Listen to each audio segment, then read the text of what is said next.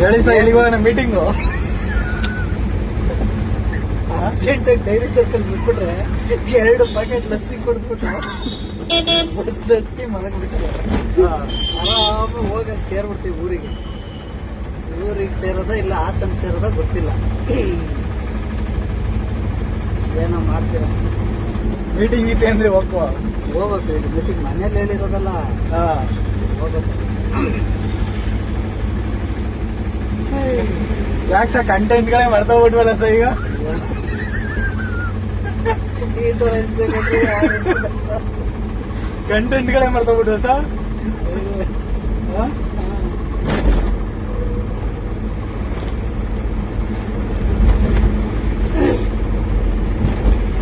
ಏನು ಮಾಡ್ತೀರಾ ಮಾಡಿ.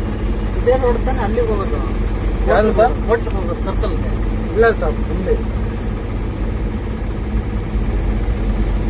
ಇಲ್ಲಿಂದ ಮತ್ತೆ ನಾವು ಲೆಫ್ಟ್ ಕಟ್ಟಬೇಕಲ್ಲ.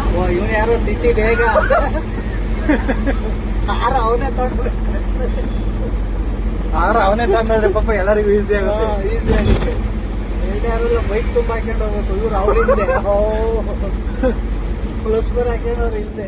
ಆಲ್ಮೋಸ್ಟ್ ಆಕ್ಸಿಡೆಂಟ್ ಆಗೋ ಕಾರಣ ಇವ್ರು. ಅವ್ರೆ ಬೇಗ ಬಂದ್ಬಿಡ್ತಾರೆ. ಸಡನ್ ಆಗಿ ಎಲ್ಲೋ ಸ್ಟಾರ್ಟ್ ಮಾಡಿ ಹಿಂಗೆ ಗೇರ್ ಗೀರ್ ಹಾಕ್ತಾ ಇರ್ತಾರೆ. ಅವ್ನು ಇವ್ನು ನೋಡಿ ಎದ್ರಕೊಂಡ್ ಬಿಟ್ಬಿಡ್ತಾರೆ.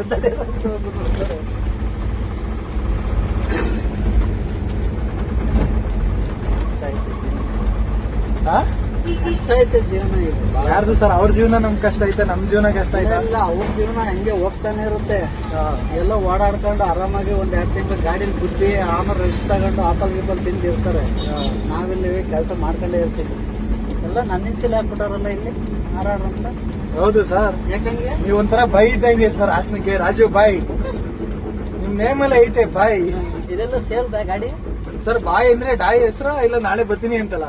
ಬಾಯ್ ಅಂದ್ರೆ ನೀವೇಳಿ ಡಾಗ್ ಹೆಸರು ಹೇಳ್ದಂಗೆ ಹೇಳ್ತೆ. ರಾಜು ಬಾಯ್. ತೆಂಗಿನ ಮರ.